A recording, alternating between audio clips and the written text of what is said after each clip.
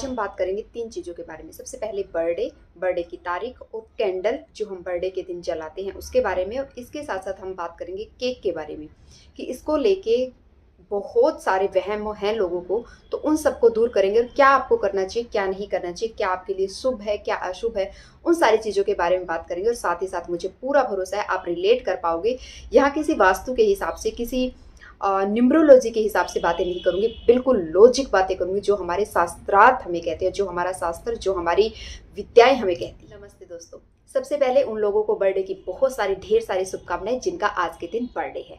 ठीक है, आपके सब जानकर ये खुशी होगी और आपके बहुत सारे वहम आज मिटेंगे। सबसे पहले बात करते हैं बर्थडे पे जो केक कटता है और जो कैंडल हम जलाते हैं और उसको फिर बुझा देते हैं, तो इसके पीछे का लॉजिक क्या है। क्योंकि देखिए, मेरा ऐसा मानना है कि हम अगर भारत में जन्मे हैं तो इसका कोई लॉजिक होगा, कोई हमारा कर्म ऐसा रहा होगा, कोई चीज़ें जो है वो इस तरह से हुई या रही होंगी कि हम यहाँ पे जन्मे हैं।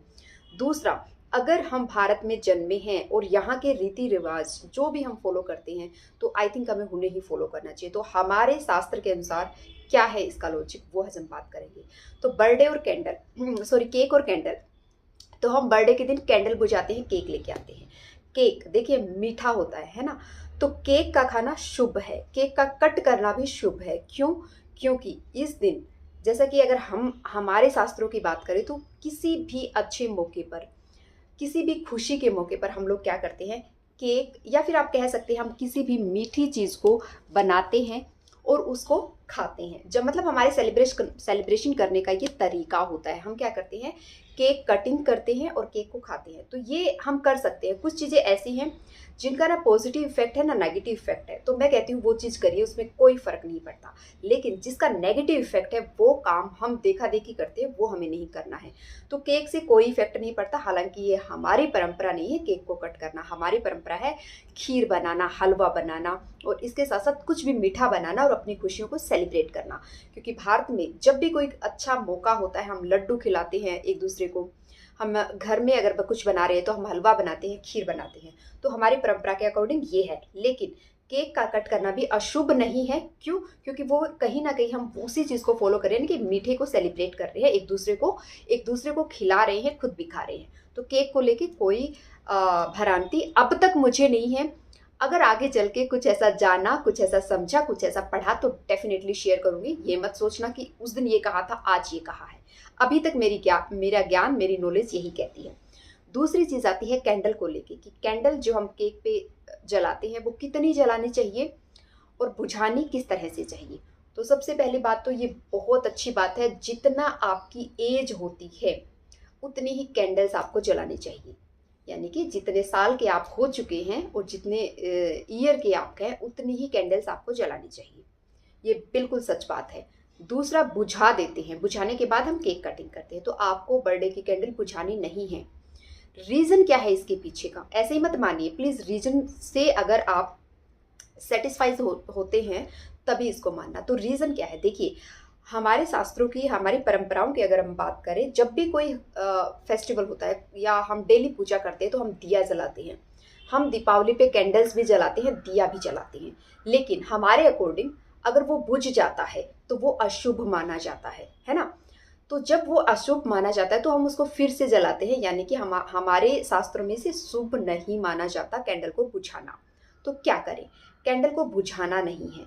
मैं जब भी दीपावली होती है तो हम पूरे घर में कैंडल्स लगाते हैं, पूजा करते हैं, घर के बाहर दिए लगाते हैं, मंदिर में दिए लगाते हैं, छोटे मोटे जितने भी फेस्टिवल्स और त्यौहार होते हैं। लेकिन हम उसको बुझाते नहीं है। सेम यही आपको अपने जन्मदिन के दिन करना है। क्या करना है, जितने एज के आप हो चुके हैं उतनी कैंडल्स आप जला सकते हैं। नहीं तो 1 2 3 4 5 जितनी आपकी सामर्थ्य है, जितनी आपकी श्रद्धा है उतनी भी जला सकते हैं। जरूरी नहीं है कि उतनी ही जलानी है एज के अकॉर्डिंग। अगर जलाते हैं तो अच्छी बात है, नहीं जला पाते तो क्या करना है आपको कि एक कैंडल अगर आप जलाते हैं तो उस एक कैंडल को जैसे ही आपने जलाया, सबने बर्थडे विश किया, उसके बाद उस कैंडल को निकाल के साइड रख दीजिए। या आप अपने मंदिर में रख सकते हैं, या साइड में जो टेबल जिस पे आप कट कर रहे हो उसी पे रख लो। कैंडल जलती रहेगी।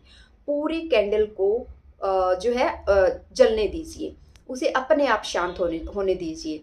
आपको बुझाना नहीं है। तो हमारे अकॉर्डिंग ये शुभ है। लेकिन कैंडल बुझाते क्यों हैं जो लोग बुझाते हैं, ये हमारी परंपरा नहीं है, जैसा कि मैंने कहा ये विदेशी परंपरा है। वहाँ पे ये माना जाता था कि जैसे ही वो लोग कैंडल बुझाते हैं, ठीक है, जब वो कैंडल बुझाते हैं, जैसे आपने देखा होगा, तो उससे एक धुआं निकलता है।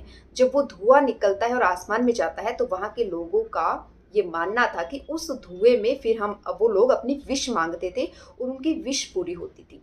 इसलिए वहाँ पे कैंडल बुझाना शुभ था, लेकिन हमारे यहाँ कैंडल बुझाना अशुभ माना जाता है। तो प्लीज़ इस चीज़ के ऊपर गौर करिएगा, ठीक है। आप जला के रखिएगा, और जब आप उस कैंडल को जलाते हैं तब आप अपनी विश मांग सकते हैं। जब आप सुबह उठते हैं पूजा करते टाइम, हाँ हम इस पे बात करेंगे क्या हमें करना चाहिए, इस पे भी बात करेंगे। अभी बात कर रहे हैं क्या नहीं करना चाहिए, क्यों नहीं करना चाहिए, ठीक है। इतना हो गया। हमारे यहाँ लाइटिंग जलाई जाती है, दिए जलाए जाते हैं, बुझाए नहीं जाते हैं, ठीक है। अब जो बात आती है कि तीसरी चीज़ है वो ये है कि क्या करना चाहिए। तो करना जो चाहिए वो हम बात करते हैं। सबसे पहले नहा धो के नए कपड़े पहन सकते हैं, अच्छी बात है। एक अच्छा क्या बोलते हैं, ओकेजन है आपके लिए, आपका बर्थ, आपके बर्थ की डेट, वो चाहे जो भी हो, है ना। बोला जाता है ना ये नंबर शुभ है, ये नहीं है। मैं कहती हूँ आपका जन्म जिस डेट को हुआ वो डेट आपके लिए शुभ है, क्योंकि आपको ये जीवन मिला उस दिन, आपको इस धरती पे आके ये रंगीन दुनिया देखने का मौका मिला है। तो आपके लिए अशुभ कैसे हो सकता है, किसी और के लिए हो सकता है, बट आपके लिए नहीं हो सकता। तो करना क्या है, आपको सिर्फ इतना करना है कि जब आप सुबह नहा धो के अच्छे तैयार होके जल्दी उठिए उस दिन, प्लीज़ उस दिन उठ जाइए, एटलीस्ट डेली नहीं उठते हैं तो अपने घर के मंदिर में पूजा करिए।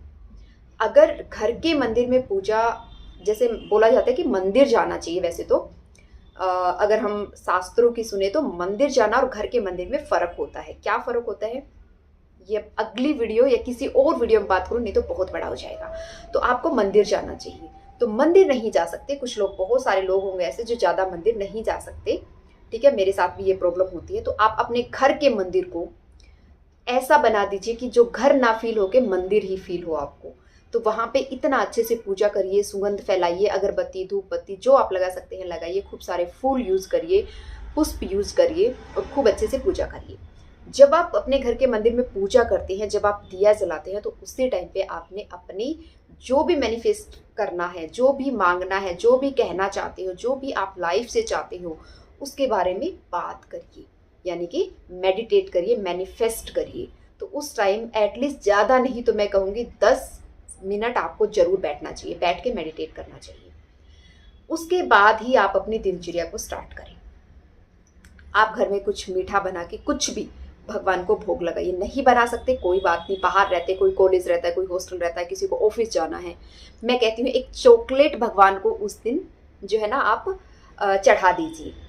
इतना तो कर सकते हैं। नहीं कर सकते हैं, दही चीनी, दूध और चीनी मिक्स करके जो भी आपके लिए, देखिए हर चीज़ का निवारण है, बट आप करने वाले होने चाहिए।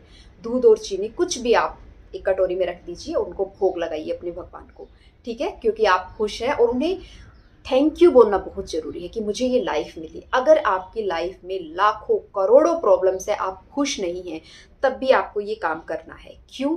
क्योंकि एनी हाउ ये लाइफ तो आपको मिली है ना।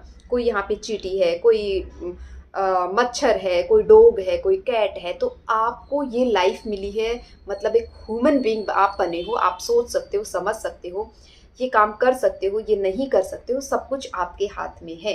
आप जहाँ हो, जिस वजह से हो, अगर बुरा हो रहा है ना तो वो आपके कर्मों की वजह से हो रहा है। भगवान ने उसमें कुछ नहीं किया, उन्होंने बहुत अच्छा हमें भेजा था, दिमाग दिया था, हमें सोच समझ के काम करना चाहिए था। लेकिन हमने किस तरह से किस चीज़ पे रिएक्ट किया उसकी वजह से है। उस टाइम पे भी आपको मैनिफेस्ट करना है, अच्छा अच्छा बोलना है, थैंक यू बोलना है इस लाइफ के लिए। साथ ही साथ आपको एक चीज़ और करनी है कि जो आपकी लाइफ में प्रॉब्लम चल रही है ना, उनका निवारण, यानी कि उनका सॉल्यूशन कभी मत मांगिए कि इसका प्रॉब्लम नहीं। एक क्या होता है ना, हमेशा हम मांगते रहते हैं, नहीं, खुद करिए चीज़ को कि मैं इस चीज़ को कर रहा हूँ, मेरे साथ जो हो रहा है वो मेरी वजह से, और एक्सेप्ट जब करोगे तो चीज़ें अच्छी होने लगती हैं, ठीक है। दूसरी इंपॉर्टेंट चीज़ जो आपको करनी है, अगर आपके पेरेंट्स आपके साथ रहते हो तो डेफिनेटली आपके पेरेंट्स के पैर छू के उन्हें उनसे आशीर्वाद लेना चाहिए। नहीं रहते हैं या आपकी लड़ाई झगड़ा हो गया आपके पेरेंट्स के साथ, आप वहाँ नहीं जा पा रहे हैं, तो अपने मन में याद करिए, फिर देखिए किस तरह से उनका गुस्सा भी शांत होगा, वो खुद ब खुद आपके घर आ जाएंगे आपसे मिलने के लिए, ठीक है। वीडियो कॉल कर सकते हैं, नॉर्मल फ़ोन कर सकते हैं, जो फैसिलिटी है वो करिए। नहीं कर सकते हैं, जो इस दुनिया में नहीं है अगर आपके पेरेंट्स, तो आप उन्हें याद करके फील करें कि आप उनसे आशीर्वाद ले रहे हैं। ठीक है, जैसा मैं हमेशा बोलती हूँ, हम जो हैं, जहाँ हैं, जैसे हैं, हमारे पेरेंट्स की वजह से हैं।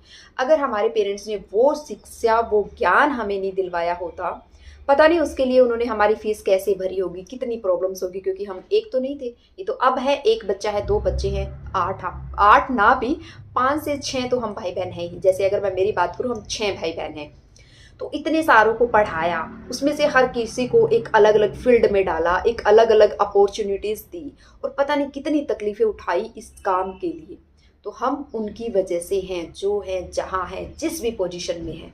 ठीक है, तो उनका एक थैंक यू, उनका एक ग्रेटिट्यूड तो बनता ही है। प्लीज़ करिएगा ये चीज़, और फिर देखिएगा कितना रिलैक्स फील होता है। कई बार आंखों से आंसू आने लगते हैं इन चीज़ों को फील करके, याद करके। ठीक है, एक दुख में रोना अलग चीज़ होती है, और एक इस तरह से फील करके रोना एक अलग चीज़ होती है। इससे आप हल्का फील करोगे, आपको सिरदर्द नहीं होगा। ऐसे में आपको बहुत रिलैक्स फील होगा, जैसे आप शून्य हो गए हैं, ऐसा फील होगा। तीसरी इंपॉर्टेंट चीज़ जो कि जब भी कोई अच्छा शुभ कार्य होता है तो हमारे यहाँ की जाती है, वो है दान। तो किसको दान करें, किसी को भी करिए। नहीं तो आप अगर आपके क्या बोलते हैं एरिया में किन्नर अगर आपको मिल जाते हैं, क्यों किन्नर को दान करना बहुत शुभ माना जाता है? क्योंकि हमारी सोसाइटी में उन्हें एक्सेप्ट नहीं किया गया है, वो कहीं कुछ काम नहीं कर सकते, इतनी सारी प्रॉब्लम्स है उनके साथ, सोसाइटी भी उनकी अलग होती है, घर में मतलब नॉर्मल पीपल्स के साथ वो रह नहीं सकते। इसलिए आप उन्हें दान करें जिन्हें यहाँ पे ये दुनिया एक्सेप्ट नहीं कर रही है। तो प्लीज़ किन्नर को इस दिन जो आपकी सामर्थ्य हो, जितनी आपकी सामर्थ्य हो, उतना दान करिए। ठीक है, जितना भी हो, 5 रुपए की है 5 रुपए करिए, 10 कर सकते हैं 10 करिए, कोई दिक्कत नहीं है। ये मैटर नहीं करता कि आपने 50 दिए हैं या 5 दिए हैं, मैटर ये करता है आपने किया है।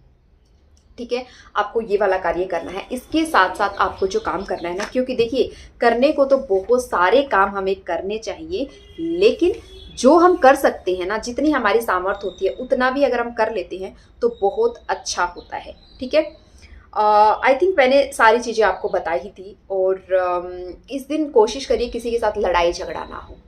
ठीक है, वैसे तो जितनी भी चीज़ें मैं आप लोगों के साथ शेयर कर रही हूँ कि क्या करना चाहिए, वे आप में डेली करनी चाहिए, लेकिन इस दिन तो ज़रूर करनी चाहिए। और धीरे धीरे कहीं ना कहीं 1-2 थोड़ा बहुत % हमारी हैबिट में आ जाएगा। तो फाइट, झगड़ा, गुस्सा करने से बचिए, जितना हो सके इस दिन बचिए। ठीक है, और एक और चीज़ आप कर सकते हैं कि विश अपनी जरूर मांगिए इस दिन, कोई भी एक विश, जो भी आपकी इच्छा है, जो आप बनना करना चाहते हैं, वो जरूर मांगना इस दिन। आई होप कि ये वीडियो आपके लिए हेल्पफुल रहा होगा। प्लीज़ कमेंट जरूर करना, क्योंकि चीज़ें सिर्फ देख के कर लेना इट्स वेरी इजी, लेकिन उसको पढ़ना, उनको जानना, उनको समझना, उनके पीछे के लॉजिक को जान के जब हम करते हैं ना, तो no yet and no but then only हम करते हैं उन चीज़ों को। Thank you for watching. Har Har Mahadev.